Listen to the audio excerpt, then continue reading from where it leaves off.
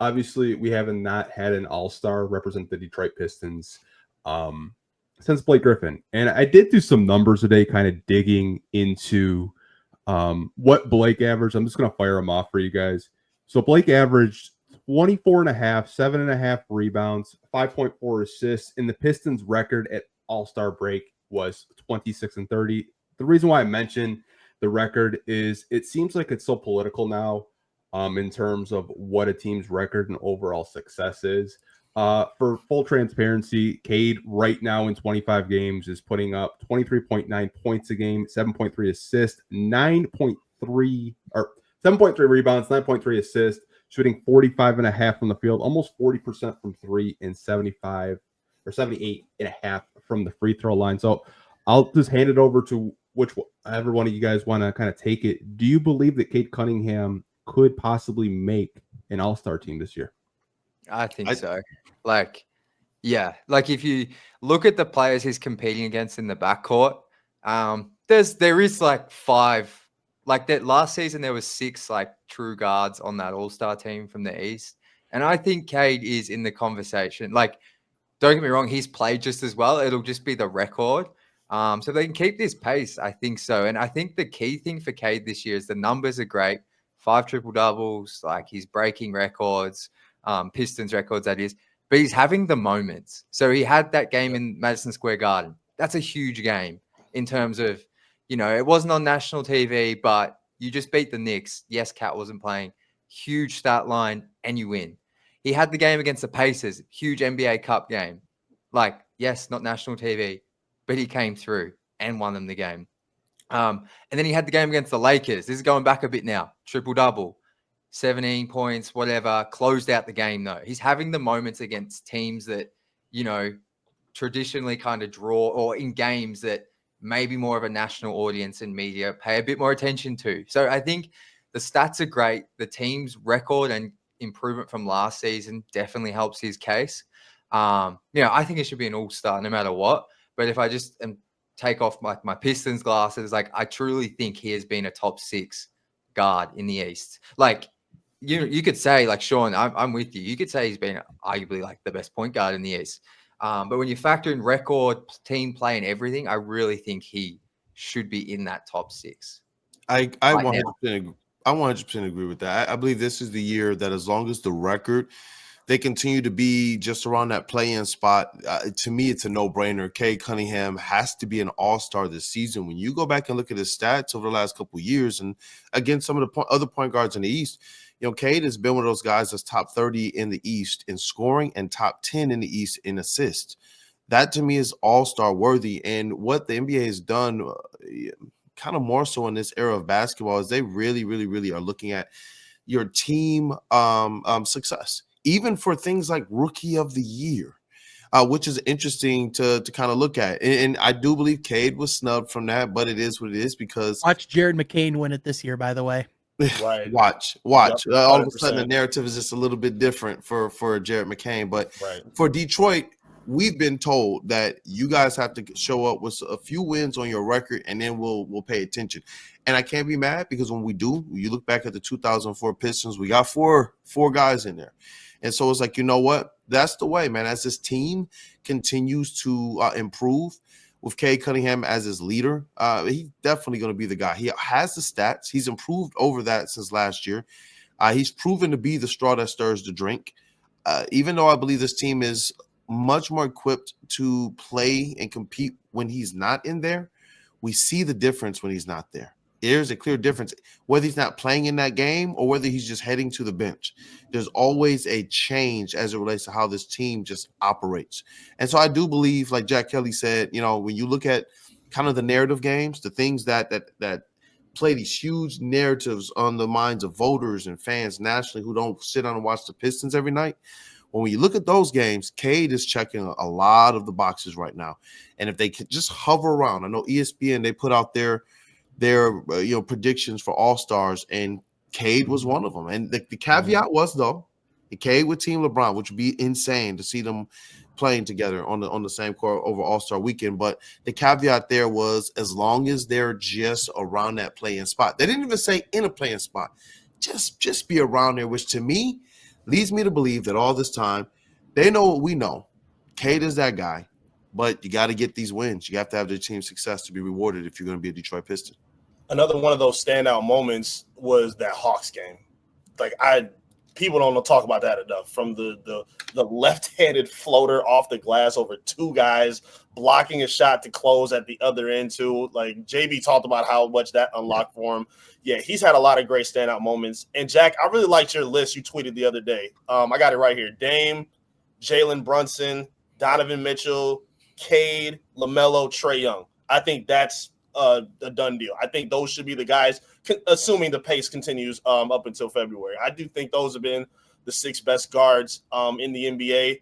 I'm very worried for what you guys have said based on team success and narratives, based on how the voters are going to treat it, because that means guys like Derek White are going to be considered. And that makes me so mad because Derek White is an industry plant that needs to stop being pushed and shoved down our throat. I'm tired of it.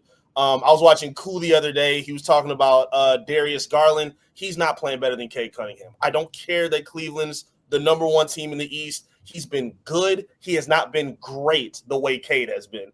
Cade has been great on both sides of the basketball. Garland has great moments here or there. He also has been spotty in a lot of moments.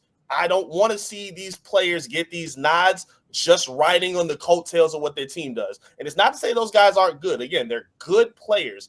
Cade is playing great right now. He's checking every box you could ask for. He's, like you say, creating viral moments, dunking on Derek White. Like, just simple things like that have to mean something on top of being a number 1 overall pick. He's verifying and validating a lot right now. And I don't really see the argument against him being that guy. Again, unless they just bottom out and start losing at a crazy rate, I don't really see what the argument is to leave Cade off of that all-star team. But there's going to be one, and that's why I'm hoping this team finds themselves in a play-in spot. They have the ability, like Anthony said to start the show, they should really have 12 or 13 wins. And if they did right now, what we wouldn't be asking? Will he become an all-star this season? The landscape will look tremendously different because now you're talking about a team in a top 6 spot. You can't leave him off. And so I'm hoping that this squad understands that even, this is a team game. Detroit teams have won based on literally the team aspect of it, not the glitz, not the glam, and their awards and their, accommodations, their accommodations. It's come from them playing like a team. Chauncey Billups won Finals MVP playing like a team. And when you think about it, does he ever even get that opportunity to get his name on any MVP trophy if it's not with that 04 Pistons team and what they all bought into? Shout out to Larry Brown as well. And so it's like with Cade in this squad, now all of a sudden people are almost forced to have to talk about him. They're almost forced to have to validate what we've been saying for a long time, because last year I thought Cade put up a decent season as well. But now that you got the team, when they have to go through and do their power rankings, when they have to go through and update every day, how's the playoff picture looking, the Pistons keep being there. Cade keeps being in the top 6, 7, 5 in assists. Cade keeps being one of the top scorers in the league. There's no way you can leave this guy off, especially when you see the impact of when he's in there versus off. You look at all of the different metrics of Cade on versus Cade off. You see the difference that he's making for this team. Facts. Tomorrow got to be one of those games. They got to stamp it. Cade got to have a big game. They got to win somehow. I think so. Go ahead, Sean. Got dunk on Derek White again. Yes, please. Do it for me, Cade. Appreciate it.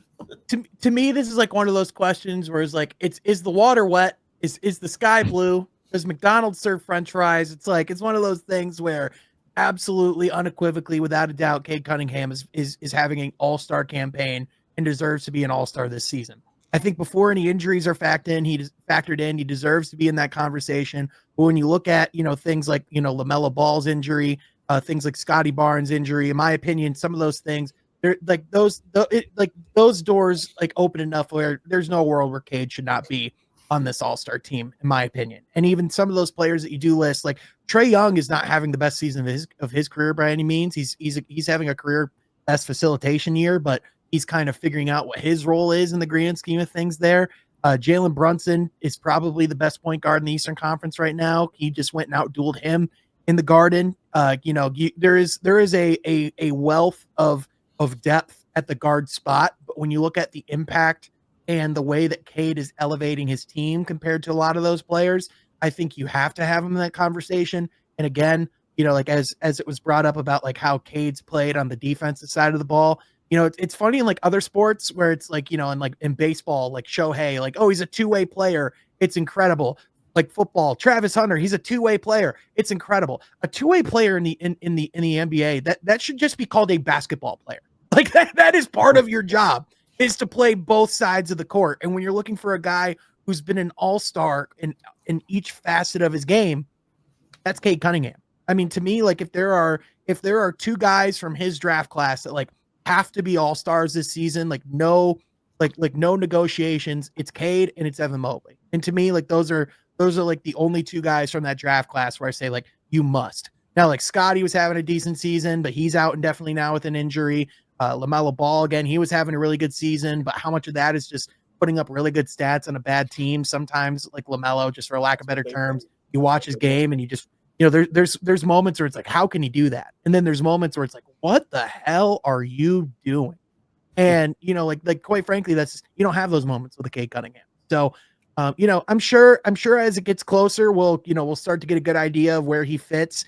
But, if he's one of the ones that is picked by the coaches, in my opinion, there's no reason, especially when you factor in where Detroit is now versus where they were last year. There's just no reason to leave Cade Cunningham off that list. There's not a good one.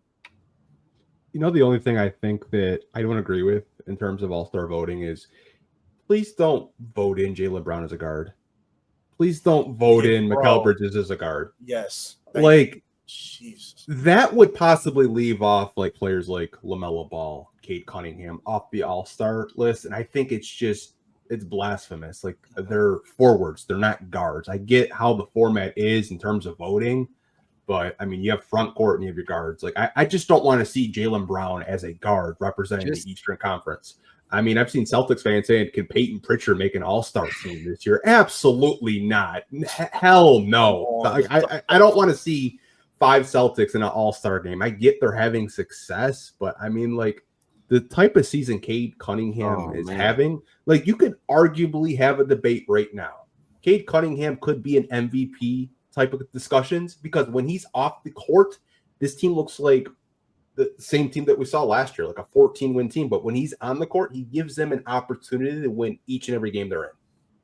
Yeah, it's a great point, Anthony. Yeah. When I looked at the voting from last year, just to give Pistons fans some hope if Jaylen Brown is voted in, there was 6 guards, that wasn't including Tatum and Brown, who were listed as guard forwards. So, obviously things can change, but at least 6 made it last year, and that wasn't including those 2, because Jason Tatum's listed as a guard as well. So, also,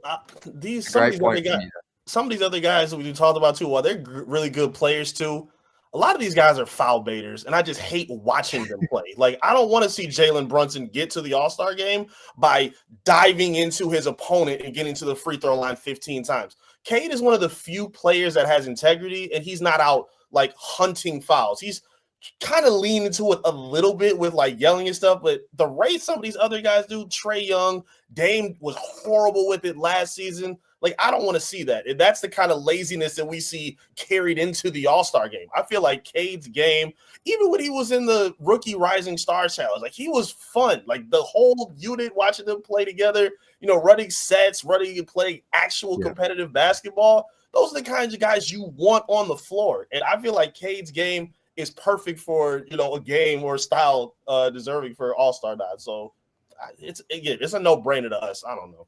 And as you brought up, when he played last time Cade Cunningham played in that format, he took home an MVP that All-Star weekend. So, and he didn't break the trophy like Andre Drummond did.